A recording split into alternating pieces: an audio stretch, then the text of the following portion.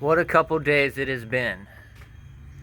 So, I've been chasing a cylinder 8 Misfire on this 2013 base model LS3 Corvette. I've been chasing a Misfire on this car for the last couple days. Now, if you ask me how hard it is to diagnose a misfire on this car, I would say that's child's play. This is a simple machine. But here I am, two and a half days later, with no results yet. But we're getting there.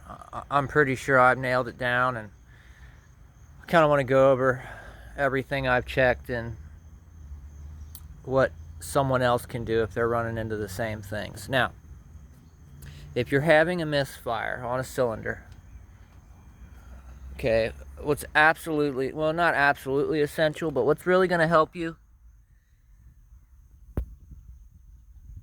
is that computer right there. Now, I got that off of eBay for like 150 bucks. You can get them, you can get a decent one that does what you need to do. But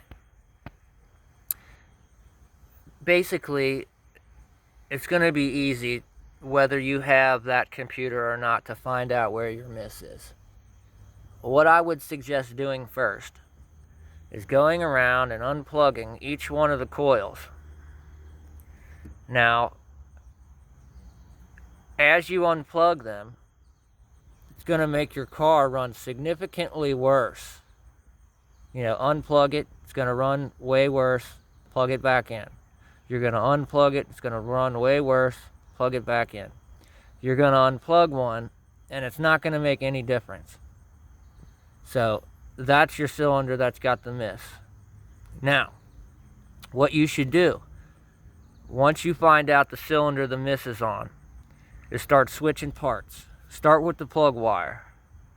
You know, this is a very common thing to go bad, is your plug wire. So, take this one and switch it over here. Right? And then do the same thing. Unplug your coils, and the miss, if the miss stays here, then it's not the plug wire. And then you should move to the next thing, like the spark plug. Right? And then swap your coil over here. And if the miss is still here, unplug your fuel injector. Now,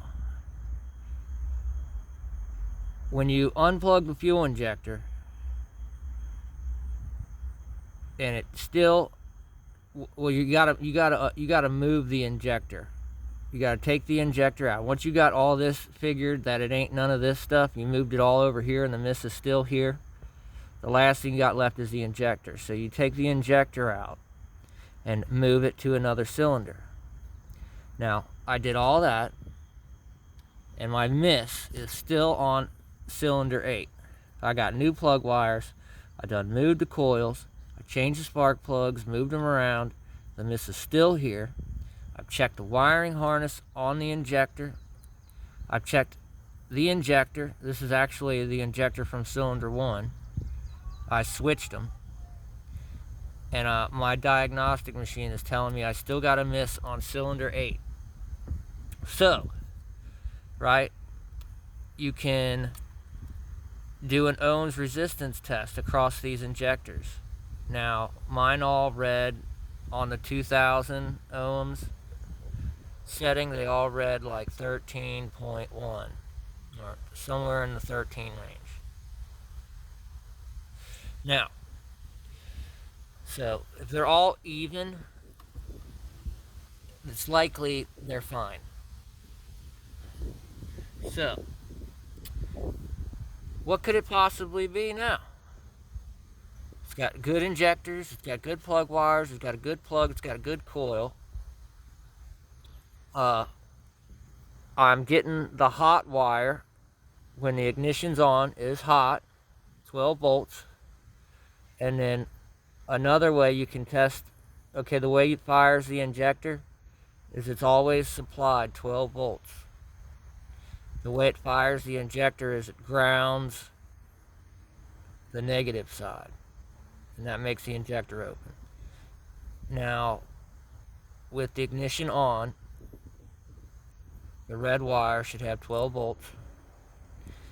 And if you want to make another quick check, you can do a continuity test on the other side, the negative side. Do a continuity test to ground.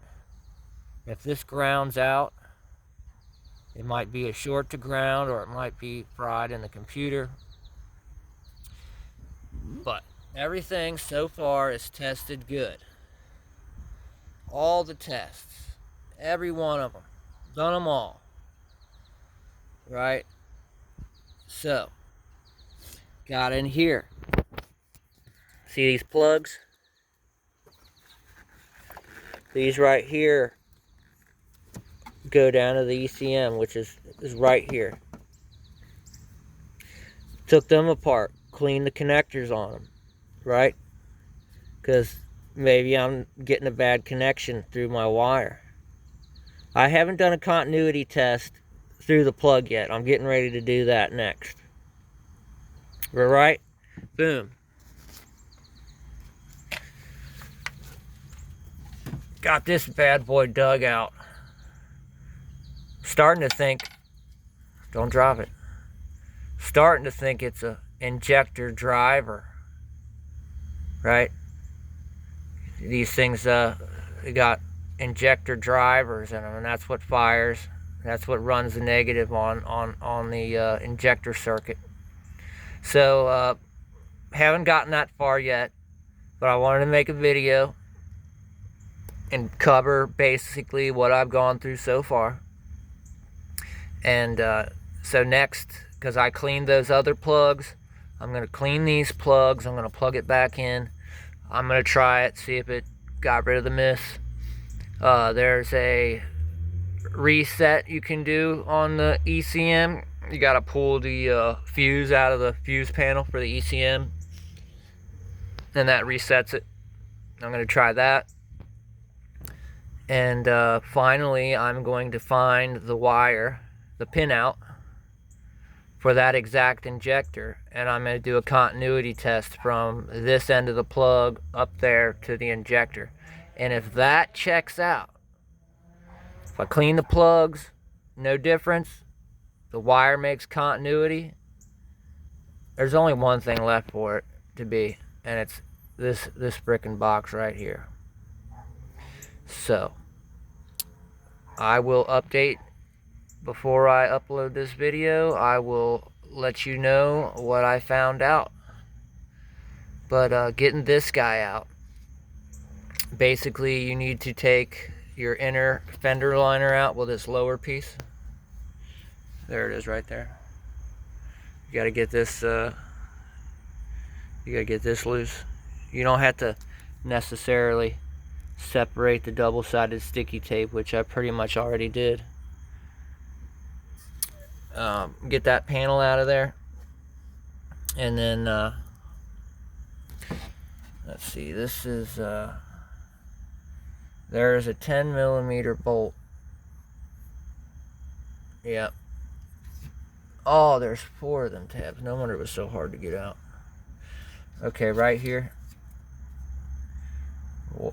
Once you get this inner fender liner out, you lay down on your back, look straight up in there, about up here.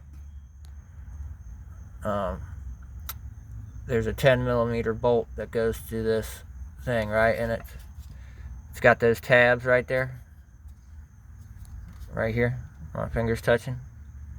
Once you take that 10mm bolt out, then you can basically slide this up, because this is like pinched onto the inner fender liner.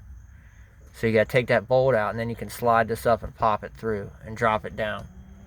This goes, it goes way up in there, all the way up top. So those are things that you can't really see, and you got to do a lot of reading and hopefully run across someone that knows what they're talking about to make it easy for you. Honestly, could have probably just loosened up these 2 bolts here and then just dropped the actual computer down itself instead of taking this bracket loose, which might be how I replace it, because it was kind of hard to get this whole chunk out of there. But yeah, I'm gonna clean those plugs, check for continuity, and probably gonna have to end up buying a computer. But appreciate you guys listening. I hope this helps somebody. I mean, I'd like to think I'm a pretty good mechanic, and honestly, I'm not a mechanic, but I'm very mechanically inclined. And I'd like to think solving a miss on my beloved Corvette, it should be a simple work, and this has turned into a nightmare. I mean, man, have I felt defeated.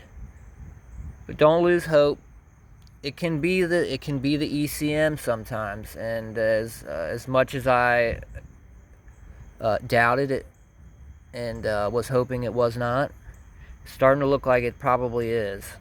You would think that would be a real quality piece of equipment, and would be not likely to go bad unless it was like beaten with a hammer or dunked in a pool, you know, something like that. No, this car doesn't get driven in the rain, and I just can't believe it. I just can't believe it. So I'll update you guys and let you know how it goes. Thanks for watching.